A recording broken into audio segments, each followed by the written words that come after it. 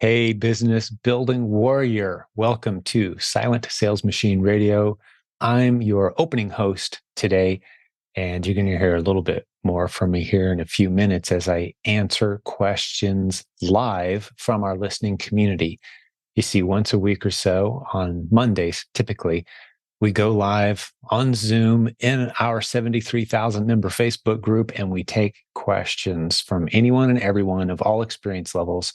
And we do our best as an expert team of leaders and coaches in this community to answer those questions. And sometimes that turns into really good content that's very useful. So we started capturing it and putting it on our weekend updates, which is what this is. If you're listening to this episode right when it's released, hey, it's Saturday. We've just kicked off a new month too. So how about you start off the new month and your weekend the right way with some great content from the leadership team of the Silent Sales Machine Radio podcast.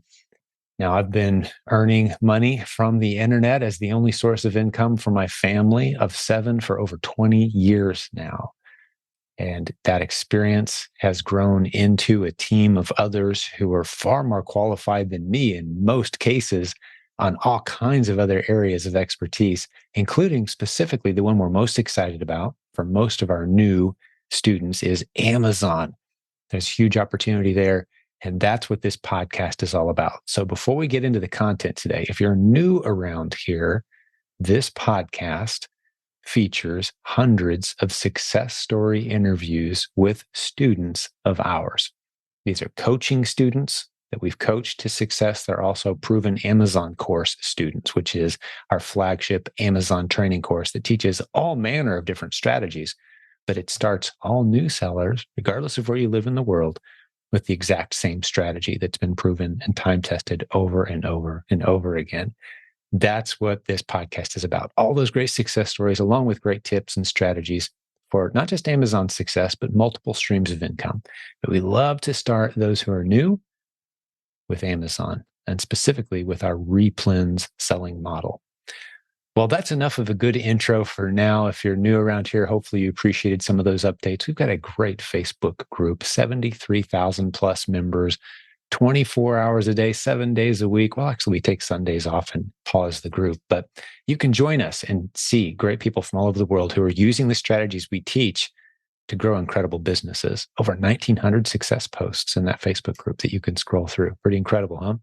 So, hey, enjoy this weekend update. These are some of the best moments from a recent live Q&A session, and hopefully it serves you very well. Hey, have a great rest of your weekend. We'll talk to you soon. So, Craig, yeah, buddy, love to take your question if you're ready to go, and then I'll jump into those other questions that I just read. Sure, no problem. And again, I've said this in the group a million times. I don't even know where I would be without the group. It's just been such an amazing group of people that are all so helpful. And I listen to your podcasts, and it's just such an amazing resource. So thank you, first of all. Awesome. Thank you so much for saying that, buddy. I really appreciate it. Never gets old having people appreciate all the hard work we put into what we do around here, man. But thanks for that, Craig. How can I help you out, buddy? Yeah, I actually asked a question and I didn't quite get an answer to it in the group, which was one of the things I try to do is to find underserved listings, right? Listings Sure. where there's a lot of sales and not enough people to fill those sales. Okay. But I'm finding that the different software, whether it's Keepa or SellerAmp or any of the other software, the estimated monthly sales are so varied that I don't know which one is the best one or how to correctly determine. So I was wondering what your thoughts were on sort of the best way to accurately determine how many sales a month of a particular product there are. Sure. Well, let me just make sure we're talking about the same terminology here, because when I say underserved listings, I don't necessarily mean a listing where no one is selling. I mean a listing where you could reasonably expect to slide in next to the other sellers who are already there and make at least a handful of sales per month. That's what I mean by underserved, meaning there's room for you to serve there too. So I don't necessarily start off by looking for something that has a whole bunch of sales and only a few sellers. That's not a metric that I believe that we teach, actually, or at least not recently have we taught anything like that. Because to me, an underserved listing is simply one, again, where I can slide in as yet another seller. I may be the 28th seller. I may be the 64th seller, but I can reasonably expect to make at least a handful of profitable sales per month on that ASIN. So that So means there's a whole lot more open to you than what you might be considering if you're using the metric as you just described, where you're looking for stuff that's selling a lot and only a few sellers. Those are not out necessarily. there.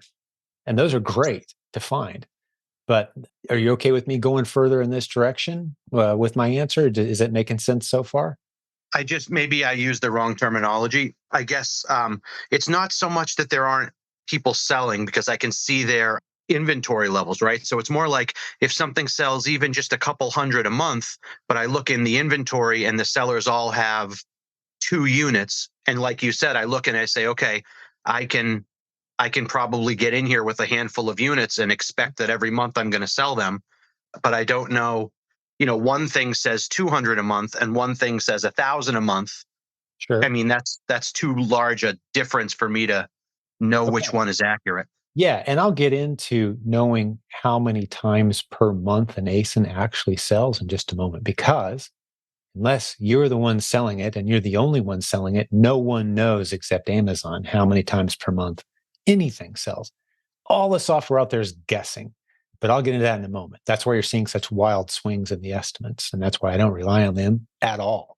I could care less what any piece of software out there says about how many times per month an ASIN is selling. It could be so wildly off that it's borderline useless to even look at that number on any software tool on the market. Okay. I'm really strong on that point. But let's go back and talk about finding underserved listings for just a moment. So, what is an underserved listing from my vantage point? Again, it's just one that I can reasonably expect to sell a handful per month at a price that's profitable to me. I don't care if there's another seller that has 5,000 units already there.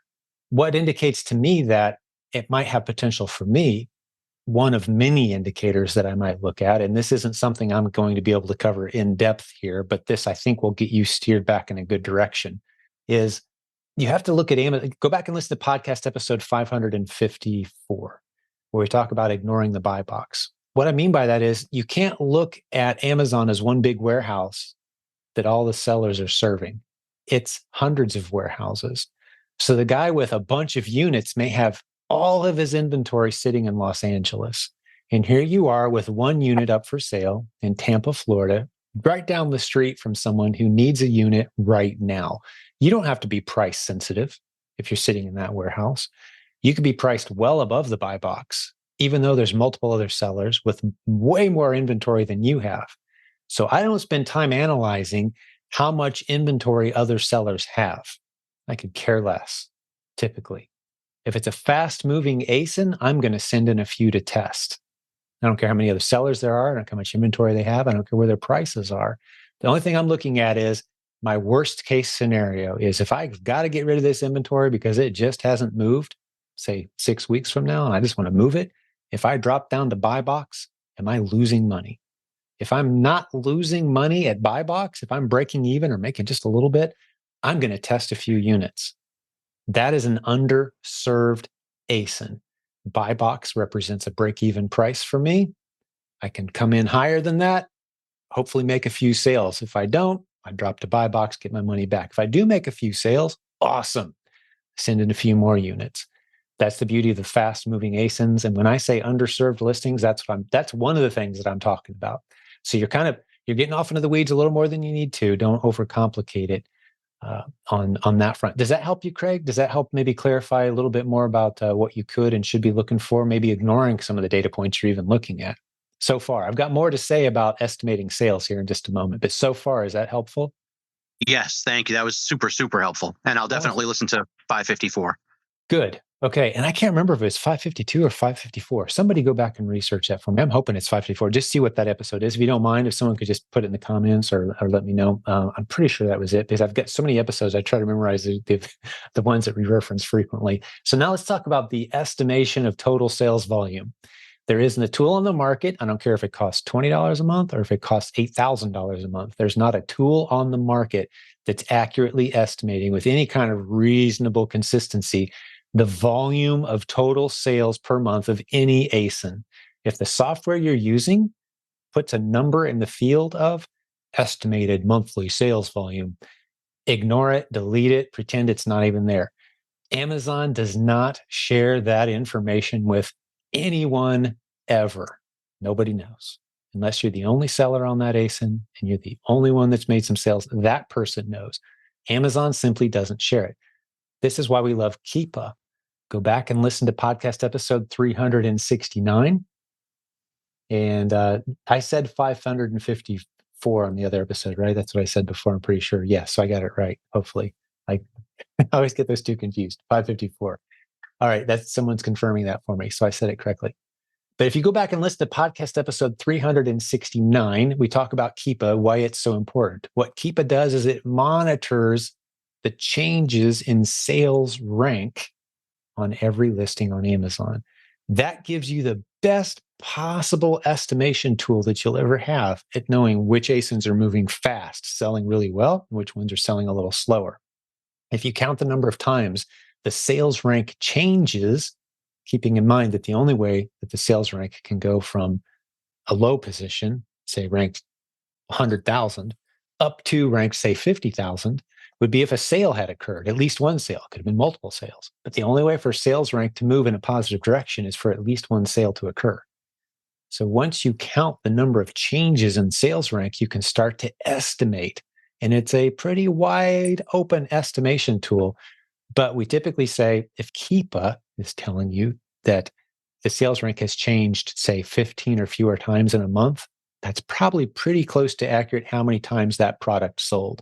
Once you get over 25, 30, or 40 drops or changes in rank per month, you got to multiply that number by anything between 2, 3, or 4, all the way up to 6 or 10 to get the window of how fast that product is moving.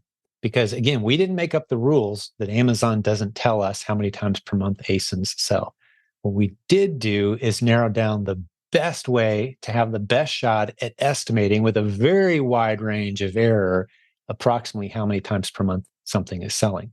So if Keepa tells us that the sales rank changed or the sales rank dropped, we like to say 40 times in a month, that might mean that that product sold 200 times in the month. It might mean that it sold 400 or 600 or 800 times in a month. You just don't know. But it does mean it's probably worth testing because it's moving pretty fast.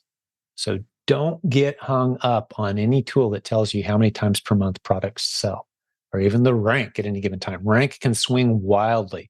A product can be ranked top 10 right now, go back an hour later, it's in the top 10,000. It's dropped dramatically. You come back an hour and a half later, it's back up to the top 100. So if you just look at a little snapshot in time, you're not getting a full picture. That's why we like Keepa. Go back and listen to podcast episode 369. That'll really help you get started. If you get into the replens training course inside the Proven Amazon course, you're going to see some great content that really helps you start to learn Keepa and unpack a lot of the content that Keepa provides us, a lot of the data. What Keepa does that no other tool does, it's only $20 a month. We've referred them thousands of users. I've received a few $100s in affiliate commissions because I never used my affiliate link. But they scrape Amazon.com and all the Amazon sites. They scrape it and pull their own data off of Amazon. Most tools that are any good at all are paying to get the data that Keepa scrapes. No one else scrapes Amazon like Keepa does. That's why you got to keep in mind Keepa is the best you're going to ever get when it comes to estimating sales volume. And the more you do this, the more that'll make sense to you. Why you just can't rely on tools, because you can look at 3 or 4 of the top rated, highly respected tools in the industry and say, okay, how many times per month does this ASIN sell? And you check it on all the popular tools. And you're going to hear, like you just said, Craig, you can hear anything from, oh, it only sells 100 times a month to, wow, this sells 25,000 times a month. Well, who's right? The only thing I would rely on is go back to Keepa, say, okay, Keepa says it drops 30 times a month. That means I can multiply that number by 3 or 4, all the way up to 10, somewhere between 90 and 3,000 is probably about what this sells, somewhere in there. It's hard to know until I get in and test. And that's why we test ASINs. That's why we talk about test-worthy ASINs. Is it worth my time to test it? So once you know that it's likely to sell, because it's moving at a significant speed. Now all you got to determine is, can I make a handful of sales per month profitably or not? If I can, I'm going to hop on that ASIN for a while. That's what we mean by test-worthy ASINs. Hopefully that helps you out, Craig. And there's a lot of other strategies that go into finding good replens. I'm just kind of scraping the surface, hopefully getting your mindset in the right place, because so often new sellers start off thinking, oh, I got to find a good product. I got to find a good product. And then they think, oh, I got to find something that's selling really fast with just a few sellers, or something that's selling really fast with with just a few sellers, and none of them can have very high inventory, or that means I'm not going to get on it. Or hopefully Amazon's not selling it too, because that means I'm going to stay away. And all those rules of thumb that you put yourself into this little narrow lane of what you're looking for, when in reality, right now, there's millions of underserved ASINs that are worth testing. They're everywhere. Especially if your worst case scenario is break even buy box. Yeah, hop on it. Put it at a price that's profitable to you. One of the things I hear a lot of newbies say is, I just can't find any profitable products. Well, that tells me you haven't studied replens yet, because you set the price when you send it in. You decide how much profit you want. Now, whether a customer buys it or not, who knows? But most of the time, on the fast moving ASINs, there's going to be somebody over the course of the next 6 weeks or so who's near the warehouse where your unit is sitting, who says, I don't care what the cheapest prices are. I don't care to wait 4 days to get the best price from Los Angeles. I'm in Tampa and I want it an hour from now. And there's only one unit available close enough to me to get it an hour from now. They buy your unit at a really nice ROI. So understanding the regional benefits, that's episode 554 of the podcast, silentjim.com. That'll really help you out identifying these underserved listings that we're always talking about. Okay, Dina says to everyone, what is the difference between proven branded bundles, that's provenbrandedbundles.com, the new branded bundling course we're launching, and the other content already in the Proven Amazon course that discusses bundling? We've got our Proven Brand Building, which is a different class. That's a module already in the Proven Amazon course. All of our content winds up in the Proven Amazon course eventually, just when we first launch it, especially if it's live class. We like to pay the teachers a little bit. Those who are eager, pay a few bucks, hop in, learn it when it's hot and fresh. Everyone else, you're going to be waiting several months, and then we'll roll it in eventually. But the difference is, we're learning a ton about launching bundles effectively, how to promote them, how to get traffic to them, what keywords to use, how to set up an effective listing. We've never covered these things before. Some of the new ways that you can add value to bundles, some of the creative ways that you can discover new niche markets that are underserved when it comes to creative branded bundles. We're learning a ton. We've got some students who are killing it. We're learning from them. So this is cutting edge, never before taught strategies mixed in with some of the foundational concepts that we've taught in the past. So if you've played with bundles, or if you're thinking about starting to play with bundles, this course is for you. The prerequisite is, we'd really, really like to see you have some momentum and understanding of the replens model first, because our most successful bundle students understand this lesson. I can't overemphasize this enough. One of the reasons we love replens is because you start to discover some of these little underserved niches where products are just flying off the shelf. And even on the podcast I recorded today, Leanna made the brilliant observation. She's one of the teachers, along with Nathan, in this new course, in the provenbrandedbundles.com course. She said, a tanked listing, everyone loves to talk about, they don't love it, that they talk about, oh, my price tanked. Oh, it's a tragedy. The price tanked on this great ASIN. It's terrible. All these sellers came along and the price tanked. Well, no, what you've just seen is a great ASIN to make into a bundle.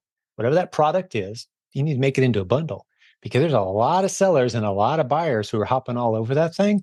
It's not bad news. It's a clue to the next best-selling bundle product that you could be putting together. But you need to learn to identify the replens that are moving really quickly, the ones that have a lot of search volume, the ones that you're thinking, wow, there should be more listings for this product. There's only a couple listings and they have a whole line of products. I could probably do some interesting branded bundles here. Put it under your brand, put a unique item in there that no one else can duplicate. We dive very deeply in this new bundle training over what kind of products can be added in. Nathan was sharing, he's got a laminate tile bundle that he put together. He was sharing the details of it. A tool and the sealants and the tiles, and this is everything you need to put down laminate tile in a room.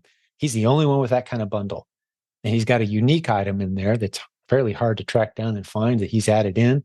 And it's doing well. It's doing really well for him. We've got students with dozens of successful bundles. So we've learned a ton over the past couple of years since we launched any major bundle content.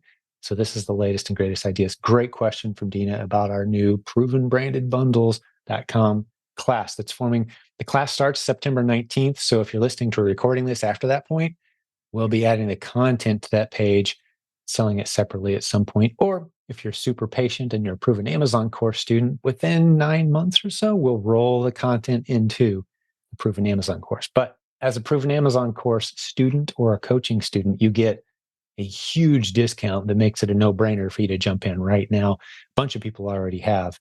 So you can take the live class and kind of build some relationships with others in a private Facebook group as these classes are taught and recorded. So that's a great option for a lot of people as well. How do you get products ungated is a question Deshaun typed in the chat. And I would love to see, turn on your cameras, guys, ask your questions live. We always love the audio, but I'm happy to answer questions in the chat as well. But just raise your hand using the reactions button on the screen there on Zoom. And happy to take some of these questions live as well. But how do you get products ungated? This is a ridiculously popular. I would say if we had a list of the questions that get asked the most frequently, this would definitely make the top 5 list, ungating.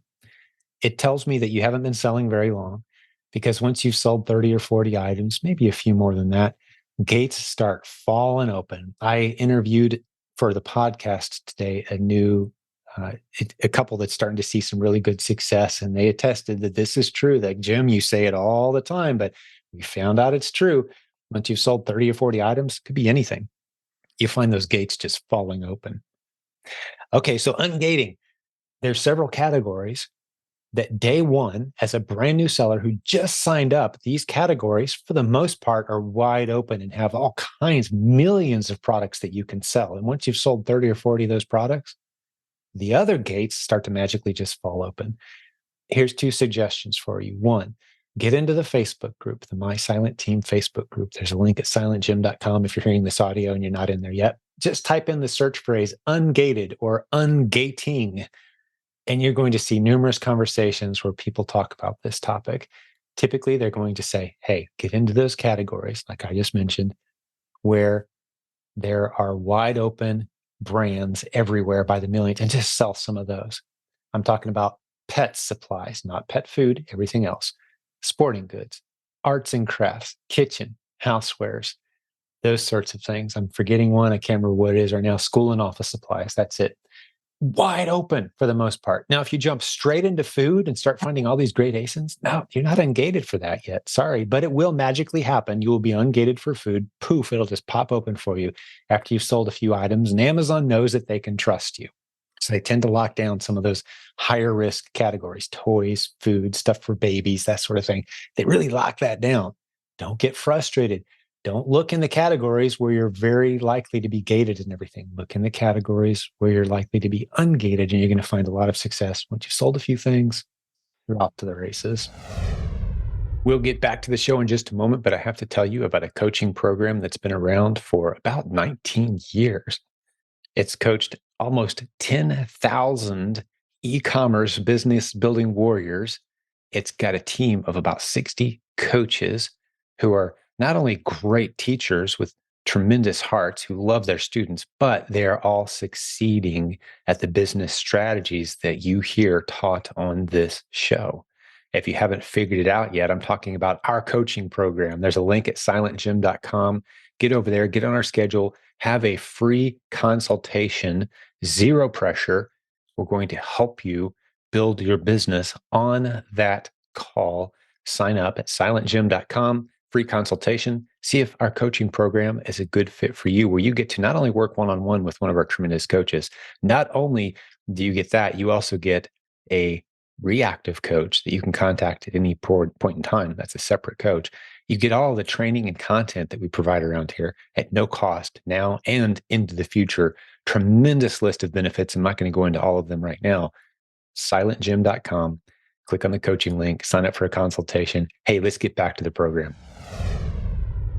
Okay, Joseph is saying learning how to find underserved listings and price above the buy box has been one of the biggest contributors to my growth. Yeah, Joseph, there you go. It works, man. I love it. That is a vital comment to understand. You're not looking for good products. You're not looking for products where there aren't enough sellers and there's a lot of demand. All these common sense lessons that you've kind of learned about how business works, set it aside for a minute. And you've got to imagine Amazon as 200 warehouses spread out all over the entire United States, located right next door, in some cases, to people who really want the product right now and they don't care what the price is. That's an underserved warehouse. You could really use a popular ASIN that's just not sitting there right now. And if you send it in and put a nice high price on it, I mean, I know my family does this frequently. Hey, we're having a bunch of people over. We got everything all set. Everyone's going to due to arrive 3 hours from now. Oh no, we don't have fill in the blank, whatever that is. We don't care what the lowest price is to ship it 2 days from now from 18 states away. No, we want it an hour from now. We're trying to decide, does Jim have to get in the car and go to Walmart and spend the last hour and a half before the party tracking down that crazy thing? Or does Prime Now have it? And if Prime Now has it, we're not price shopping, baby. I'm not going out. I'm Prime Now in it, and it's going to show up right on time. Who cares if I paid $12 more than I would have had I waited 2 days? I'm ready to go because I just ordered it. Boom, Prime Now got it. An hour from now on my front porch. That's not a price sensitive shopper. Millions of people use Amazon that way all day, every day. If you're looking for listings on Amazon through the lens of everybody is a price sensitive shopper taking their time and willing to wait up to 4 days, you're not looking at it the right way and you're missing out on a lot of opportunity. That's what we mean by underserved listings. Many warehouses have zero inventory of that popular item. And if you can send a few in at a high price, odds are someone's going to snag it. It's a simple enough lesson, but it really confounds a lot of people till they've heard it the 5th, 10th, 15th, 30th time. And then finally they go, oh, wait a second. I don't have to pay attention to the buy box because a lot of customers out there all day, every day are buying products way above buy box because of the convenience and the speed. Just makes sense. Get out there, test a few ASINs. That's the beauty of replens.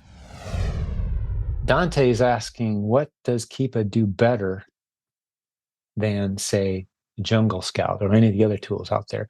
Go listen to podcast episode 369 at silentjim.com, Dante. I really dive into it deep, but the shortest version of my answer as to why Keepa is so much better than literally every other tool, even the tools that cost literally 20 times more per month than Keepa. Here's why. Because they scrape their own data from Amazon. They're not relying on Amazon's data feed, the one that they want everyone to buy. They go into Amazon.com and use a massive bank of servers and scrape their own data. What are they scraping that no one else has? Primarily the sales rank over an extended period of time. Amazon does not provide that data. But if I know the sales rank of an ASIN over an extended period of time, I can tell how popular that item is. And I can start to estimate with at least a reasonable bit of certainty how many times per month that product is selling. And then I can make some decent decisions about whether it's a product that I want to jump on or not. That's what Keepa does better than literally every other tool out there. And people come to me sometimes like, hey, Jim, I found this tool. They actually tell how many times per month the rank changed in their tool. Did you know that they're doing it too, just like Keepa? Like, well, they're actually buying Keepa's data and integrating it into their tool, which is great. You can pay 3 times as much as Keepa if you'd like for a tool that's got a nice graphical user interface and incorporates all their data. That's cool. But Keepa is the basic level tool that scrapes that data, and it does all kinds of other things that no other tool does. We've got a course inside the Proven Amazon course. We've got a module. There's dozens of modules in there. One of them is the advanced Keepa training that dives into over 10 different ways to use Keepa to hunt down profitable replens that are worth testing. Test-worthy ASINs, I should say. Not profitable, because you don't know the profit till it's sold. Test-worthy ASINs. Is this worth my time to test? Keepa has multiple ways that it can help you find those. If there is consistent movement in the sales rank, numbers higher than 100K that you wouldn't, is there a number that I wouldn't test? Okay, so I'm going to restate your question and you can get on here live, Eric, if I'm not stating it correctly. Because reading it as it's written, I'm not sure I'm clear. But I think what you're saying is if the rank is bumping up and down fast, indicating changes in sales rank, but it's ranked over 100,000, say it's really ranked way down in the catalog, would I still consider it? Absolutely 100% yes, no question, green light, go for it. If the rank is bouncing up and down and it drops enough times per month, say 40 times per month, this is a number I'm looking for, which is a good, fair number, because at that point I can be fairly confident that that thing is selling at least 100, if not, say, multiple times more than that, 800 times a month. If it's dropping 40 times on Keepa, I don't care what the sales rank is. I couldn't care less what the sales rank is. Ignore that column completely. Turn that data point off. The actual sales rank doesn't matter. It's how many times is the sales rank moving from a low place to a better place, indicating at least one sale occurred. Because the only way for sales rank to move on an ASIN from a lower place to a better place is for a sale, at least one sale to occur. So I don't care if it went from 100,000 to 50, or it went from 50,000 to 20,000. I don't care if it went from 500,000 to 400,000, or if it went from 10,000 to 5,000. In either case, at least one sale occurred. Where it happens to rank at any given time in comparison to other products, I really don't care. We don't train our VAs, our replen hunters, to even look at that number, that data point. Some people will say, I'll never sell anything unless it's top 1%. What you're really saying is, I'm never going to sell anything unless there's at least 100 other sellers already all over it. Okay, have fun with that. Right? I mean, you can find that stuff on sale and you can create a hamster wheel basically of, hunting down sales and trying to jump on those really fast moving ASINs. And some people have done quite well with it. There's a whole business model in just looking at the most popular grocery items, the top 1%, and waiting for them to go on sale. And then like some national chain. And then rather than sending them in FBA along with all 50 other sellers who are doing the same thing that day because they just went on sale nationally, you merchant fulfill it. You do FBM. You ship it yourself. Before that cart hits the register at the front of the store on Sunday morning or whenever the sale starts, you've already listed those products at a competitive price on this product that sells 800 times a day. And you've got people snagging that stuff, buying it from you before your shopping cart hits the checkout register. You can do that. That's great. It's a hustle. I met a guy at our last conference who's doing hundreds of thousands of dollars a month with that total hustle mode, waiting on sales for the most popular grocery items, top 1%, and then merchant fulfilling rather than waiting the 2 or 3 weeks to box it up and send it into Amazon. And Amazon unboxes it, then loses a few, then finds them again and gets them sent out to the warehouses all over the country. And then finally, 2 or 3 weeks from now, they're up for sale, along with everybody else who took advantage of the coupon. You don't want to do that. If you're going to chase fast-moving grocery items or fast-moving items in any category, you're going to want to merchant fulfill them if at all possible and get out ahead of the crowd. There's some space there. There's some breathing space there. I don't like to do that. I like the pace of buying a few when we sell a few, nice and slow. Team can't work today? That's cool. We'll send the shipment in tomorrow. I like that pace. We don't operate on a, hey, you got to hit it today. The money won't be there tomorrow. It's just not necessary. But that's the pace we like in our business. If you're in total hustle mode and you don't mind, getting in line at 3 a.m. Black Friday at Best Buy, yeah, there's ways to make money doing this stuff. But I like a sustainable system, a nice pace, something we can scale over time that kind of runs on its own. People can actually have a life outside of the business. We can actually enjoy the month of December with family versus running around like chickens with our heads cut off. But there's a lot of money to be made if you're willing to go into hustle mode for some of these opportunities. So hopefully that helps you out there. We got Joseph. He's going to talk about toys. Joseph is saying he sells a lot of toys and he's noticing listings where other sellers are creating listings where they just add a sticker in an attempt to create a branded bundle. Is that a way to make a good bundle? Absolutely, unquestionably terrible. Don't do it, Joseph. No, those listings and arguably those sellers have a very short shelf life in their Amazon business. If you're just trying to throw some useless random something on there, have a nice day sticker comes with every Xbox so you can make a new listing and sell a bunch of Xboxes. Nope, dude, not going to work. Now, it may work for a few days and you could sell a bunch in a few days, but eventually all of those listings come down crashing and burning, and typically the accounts do as well. Amazon's really ramping up enforcement. A lot of the value of our new bundle training, provenbrandedbundles.com, is that we really steer you into what makes for a unique, valuable component that you can add in and make a nice bundle. I mean, think of it this way. You're in charge of Amazon's catalog. You're in charge of the customer experience as people scroll around Amazon's catalog. You remember very well that one of the things that made Amazon explode past eBay 12, 13 years ago was the fact that the customer experience was just so much better. If I got on eBay and I wanted to buy, let's use the Xbox example, I don't have to look through 473 pages of people selling the exact same item. Oh, this guy includes a controller. Oh, this guy's is used. Oh, this guy's is refurbished.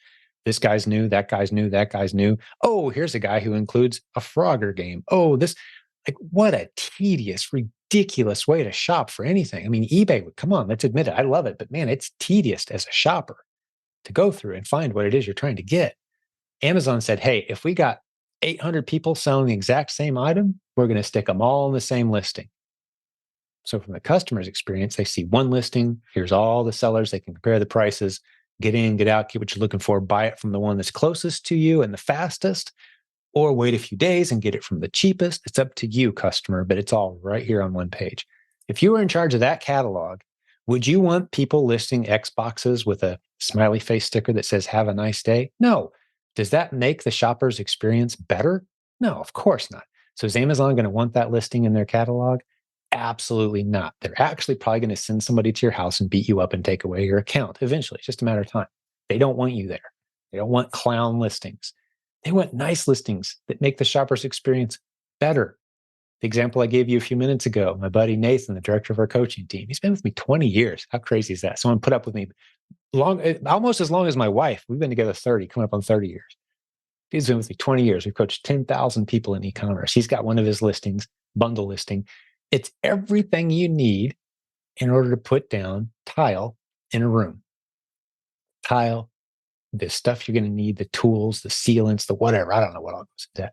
It's everything. He's compiled it from a bunch of different places. Now that's adding value to the catalog because people don't have to go pecking around looking for stuff. That's a bundle that's going to last. So no, sticking a sticker along with a toy, that's not a valid listing. Absolutely won't last. Don't do it yourself. If you say, well, hey, Jim, I know this guy's been doing that for 6 months and he made a killing. Well, he better stack his cash because Amazon's going to freeze his account, freeze his cash that they owe him at some point. He's going to have to battle for who knows how long to get that money back because he's creating clown listings that clog up the Amazon shopping experience. Yep. So stay away from that stuff. Get into the branded bundle training the way we teach it. Do it the right way. Add value to the catalog, and you can build some beautiful bundles. We've got people doing multiple 6 figures monthly with beautiful bundles that Amazon loves, the customer loves, the competitors can't compete with because there's a value add product that's been added into their brand that no one else can get their hands on. That's the stuff we teach here. Is there any one-on-one training that will teach you how to source using Keepa? Absolutely, there is. Great question. That's what our coaching program is. If you want one-on-one training, that's our coaching program. And that's the best way to go about it. Now, we do encourage people to jump into mastermind groups and form relationships. There's a couple posts in our Facebook group that you can look at. One of them has all the major cities of the world at this point listed, and you can kind of scroll through and see who else lives in a city near me. You can just search our Facebook group for, let's say you live in Central Florida. Search our Facebook group for Miami, Orlando, Fort Lauderdale. Use those terms, And you're going to see other people who contributed to that long post where we encourage you and others to post what big cities are near you. The bigger the city, obviously, the better and more likely there's going to be people mentioning that city. Then you can kind of start to dial in. Oh, you live on the south side of Orlando. I'm on the north side of Orlando. Man, you guys have a group going yet? Absolutely. We meet every third Tuesday of the month. We'd love to have you, right? So you start to form those relationships with people who live near you. That is a huge way to start to get some of these relationships that lead to sessions where you just sit down and like, hey, explain to me this part of Keepa. I don't understand it. Can you just talk me through it? Now, the people who pursue those kind of relationships, those are the ones who do really, really well. Regardless of whether you have coaching or not, what tools you used, what strategies you used, how much money you had to start with, how intelligent you are, those are all important factors, sure. But the people who pursue relationships intentionally, and maybe you pay for those first couple of relationships, you get into coaching, get those good relationships going. But the people who pursue relationships and interaction do so much better. And I've even come to say this the past couple of years, year and a half or so at least. The number one identifying factor of the people that make it versus the people who don't is the intentional pursuit of relationships, interaction, conversations, Zoom sessions, getting in your car, going to lunch, meeting up with others, going to events. People who do that succeed. People who try to do it as a lone wolf, they fail. It's built into our human nature. E-commerce is a very lonely place. It's very isolating. Odds are there's no one else in your house that's interested in this. There's some married couples doing it together, but a lot of us are kind of doing it alone. You need other people. We're not built for isolation. The good book says it. One of the first chapters, man is not meant to be alone. God said it himself. It wasn't just talking about male, female getting married. He's talking about you are not meant to live in isolation. Don't set yourself up in your business for isolation. You will benefit greatly from the relationships in this community. So if you want to learn some of these basic skills without paying for coaching, can't afford the course, hey, build some relationships, hang out. You have things to bring to the table, as do the others in your group. One great way to start to form these relationships, it costs you $40, is our Kickstart program. You can contact our support team. There's a link at silentjim.com and say, hey, Jim talked about Kickstart. I want to hear more about that. Kickstart is a group of proven Amazon course students who recently jumped in, or they bought it a while ago and haven't done anything with it yet, and they haven't quite made their first couple sales, and they just want to learn the basics. That group of people going through the process together, learning about Keepa, learning about sending in your first shipment, learning about some of the rules and details of what you can, the whole ungating thing, talking about that, right? Doing it with a group is so much better than doing it alone. So if you're a proven Amazon course student and you're looking for those relationships, contact our support team about Kickstart. I think we're even setting up a link at silentjim.com/Kickstart that just points you to a little bit of information. You can't buy the program on that page because, again, you have to be a proven Amazon course student, but you can learn more about the program on that page. I think we've got that set up now. If not, we will soon. So jot that down if you want to investigate that, or like I said, contact our support team. Are the prep centers on your prep center list vetted, or is it just a list of prep centers that are known to exist? Great question, Craig. Let me lay a little foundation, and then I'll answer your question. What's a prep center? Well, a prep center, like I mentioned earlier, is simply a place where you can ship your inventory that you've bought, typically online. Instead of shipping it to your front porch, you ship it to someone else who can slap some stickers on it, get it ready to be sent into Amazon, inspect it, that sort of thing. They'll receive your inventory, send it onto Amazon for you. A lot of them even do merchant fulfill, or some of the more creative ones will even handle your returns for you. We hear sometimes like people get into selling shoes where there's like a 15% chance of a return on everything you sell. Do you want that stack on your front porch? Oh, let's send it somewhere else. There's a prep center, and you can find them. silentjim.com/returns has information on the prep center that will receive your Amazon returns, handle them for you, sell them on eBay on your behalf, give you a portion of the proceeds after expenses. Like a beautiful arrangement. So we've got a list of these prep centers that we know about. The list is growing and changing. Sometimes they open, sometimes they close, sometimes ones we've never heard of, been around a long time, they get added on. prepcenternetwork.com is simply a list of all known prep centers. We don't vouch for any of them. We don't say that one's good. Ooh, this one's bad. Ooh, this one's having trouble. We don't do any of that because each of them have a bunch of customers. And at any given time, if you've ever owned a business before, you know there's a bell curve of experiences. You've got some really, really, really happy customers. You've got some slightly upset customers. You got most people in the middle who are, yeah, they were doing pretty good, right? We're not going to get in there and grade them and give them a star ranking system. None of that. It's just a list. And then you can go in and find them, talk to them, test a few out. We have people who swear by some prep centers as just the best thing ever. And then other people who email us and go, those guys stink. They lost one of my shipments. You should tell everybody that they're terrible. Like, no, we're not going to get into that game. We don't do that.